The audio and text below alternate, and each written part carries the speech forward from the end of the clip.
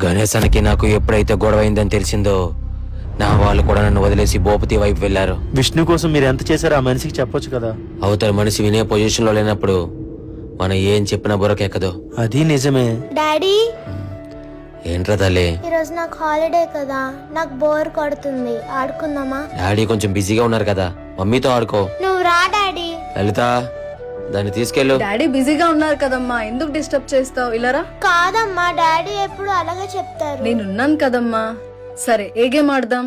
నాకు బాగా గుర్తు, చిన్నప్పుడు మా తమ్ముడిని ఒకరు కొట్టారనే విషయం నాకు తెలిసింది. వాడి కోసం గొడవ ఆడాను.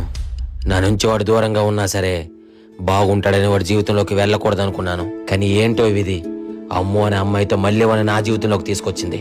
నన్ను ఎప్పుడు వాడు రౌడీలోనే చూశాడు, ఒక అన్నలో ఎప్పుడూ చూడలేదు. బయటికి క్రూరంగా కనిపించినా లోపల వన్నతో మాట్లాడలేని బాధ తుంచేస్తూ ఉండేది. ఒక మంచి కథ చెప్పమ్మా. ఏం కదరా బంగారం? ఎవరిదో ఎందుకమ్మా, నాన్నది నీది చెప్పు. మరి ఎలాంటి మీ లైఫ్ లోకి ఆ అమ్మాయి ఎలా వచ్చింది?